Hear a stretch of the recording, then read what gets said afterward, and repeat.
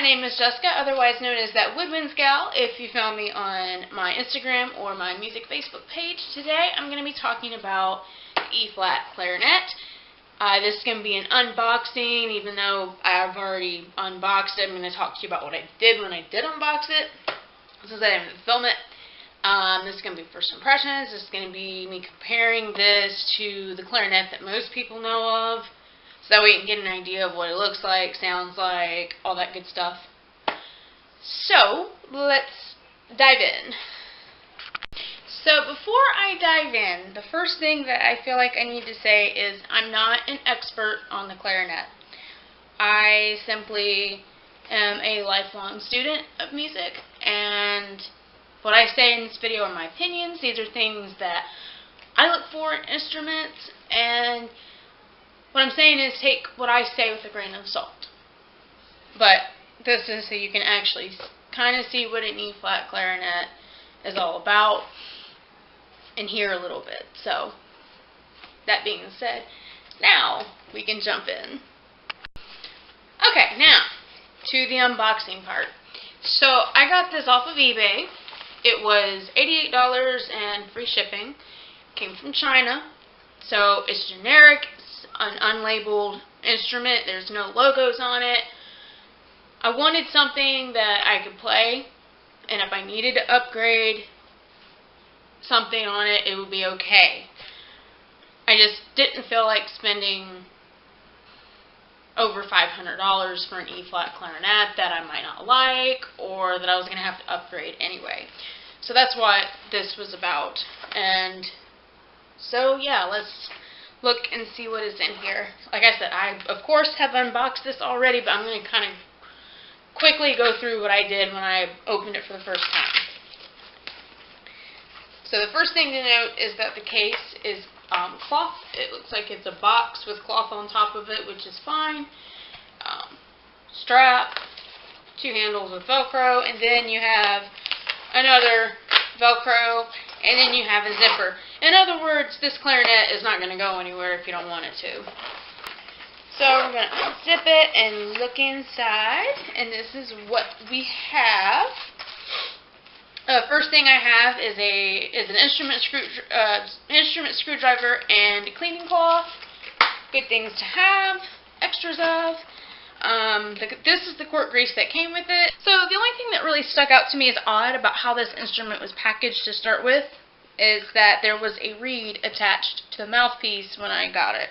I've since taken care of that because I don't store my reeds that way. I use one of these Protect cases that holds multiples. But yeah, don't store your reeds that way. Note to makers, please stop sending us instruments with reeds like that. They need to be in a case. My opinion. Anyhow, so after you look at all of that, you want to look at the body. And first thing you want to look for on the body is, are there any little pieces of cork like this that stick out? Like they don't belong there. These are called packing shims, and these prevent your keywork from breaking during shipping. Go ahead and take those out. Basically, if it looks like it serves a purpose where it is, or it's a certain shape, don't mess with it. If it moves, go ahead and take it out gently. Then you're going to take a look at the keywork. Now, if you're new to musical instruments and you don't really know what you're looking at, basically when you press a key, does it go up, or does it go down, or does it do anything? It should always do something. There should always be some kind of something happening with the key when you press it. This is obviously a good way to tell if it needs to be serviced. This is especially helpful when you're looking at used instruments. So you have an idea of what you're going to have to spend on it after you actually buy it. So the body looks like it's in good shape. So I'm going to go ahead and put it together. The bell. I'm going to put the barrel onto the top of the body. And then we're going to attach the mouthpiece. So, this is the E-flat clarinet all put together. is so tiny. It's so cute. This would be perfect for my children to learn how to play music on. No, just no. Don't do it.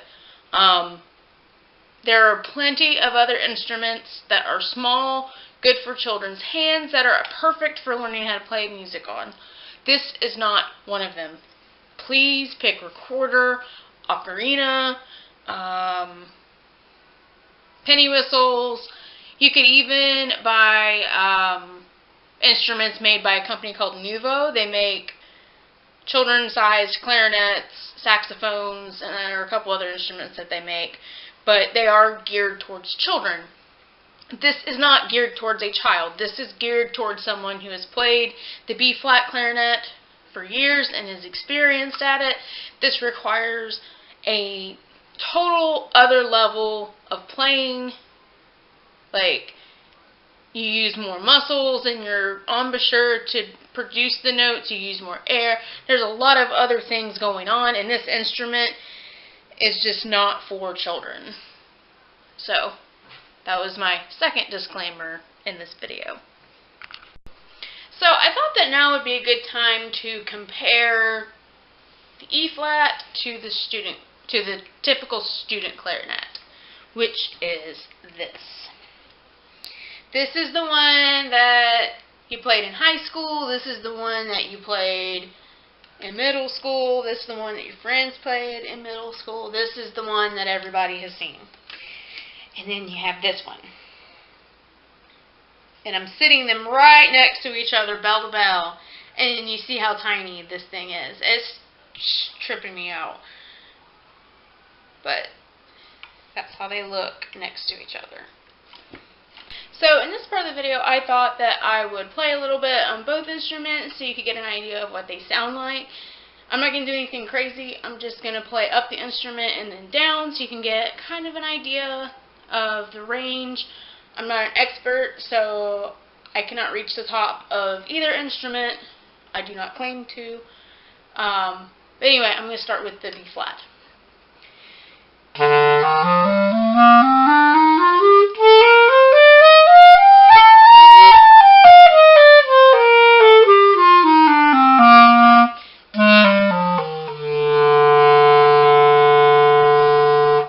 Okay, that was B-flat.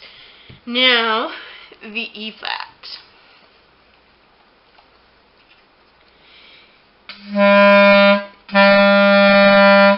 Lowest note on the E-flat.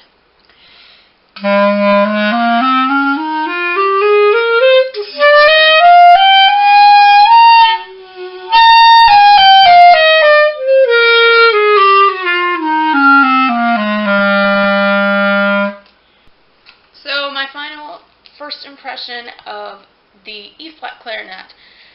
I like it. It's more than what I expected it to be, honestly. I know that this was an instrument that I bought planning to upgrade, but the only thing that I see that I really need to upgrade on it at this time is the ligature, and it's because it's a little stiff. It won't tighten any more than it is right now, and it needs to tighten a little bit more, but like I said, ligatures are cheap, doable, not a big deal. I know that this instrument needs to be broken in. I know that I'm going to have a time getting used to the keys being closer together than they are on the B-flat.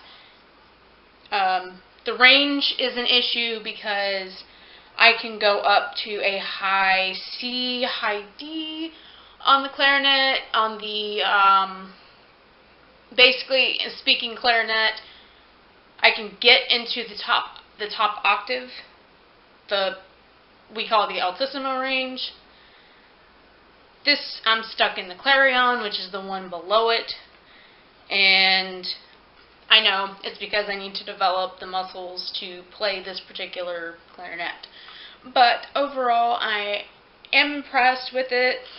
I still can't get over how tiny it is, but I will do a full-fledged review in about 6 months on this. So, hope you enjoyed. Thank you for watching.